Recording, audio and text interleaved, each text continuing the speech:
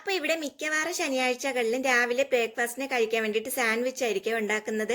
അത് വെള്ളിയാഴ്ച വൈകിട്ടേ തുടങ്ങും. നാളെ സാൻഡ്വിച്ച് അല്ലേ ഉണ്ടാക്കുന്നതെന്നും പറഞ്ഞ് എൻ്റെ പിറകിൽ നടക്കും.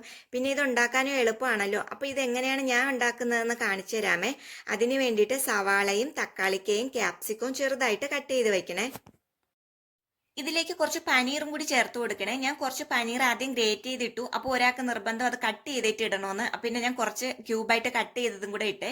പിന്നെ ഒരു നുള്ളു ഉപ്പും കുറച്ച് ടൊമാറ്റോ സോസും കുറച്ച് മയണൈസും കുറച്ച് പെപ്പർ പൗഡറും കുറച്ച് ചീസ് ഗ്രേറ്റ് ചെയ്തതും കൂടി ഇട്ട് എല്ലാം കൂടി നന്നായിട്ട് മിക്സ് ചെയ്തിട്ട് ബ്രെഡിൽ വെച്ച് ടോസ്റ്റ് ചെയ്തെടുക്കാം. ഇപ്പം എൻ്റെ കയ്യിൽ ടോസ്റ്റ് ചെയ്യുന്നതുള്ളതുകൊണ്ട് ഞാൻ അതിൽ ടോസ്റ്റ് ചെയ്തെടുക്കേ. ബ്രെഡിൻ്റെ ഉയരെ കുറച്ച് ബട്ടറും കൂടി തേച്ച് കൊടുക്കണേ. ഇനി ടോസ്റ്റ് ചെയ്യുന്നതില്ലെങ്കിൽ നമുക്ക് ചപ്പാത്തി തവയിൽ വെച്ചിട്ട് ടോസ്റ്റ് ചെയ്ത് എടുക്കാം. അപ്പോൾ ഇടയ്ക്കൊക്കെ ഇത് കുട്ടികൾക്ക് ഉണ്ടാക്കി കൊടുക്കാം. ഇത് ടേസ്റ്റിയാണ്. അപ്പോൾ ഇതേപോലെ ഉണ്ടാക്കി നോക്കിയിട്ടില്ലാത്തവർ ഉണ്ടാക്കി നോക്കിയിട്ട് അഭിപ്രായം പറയണേ.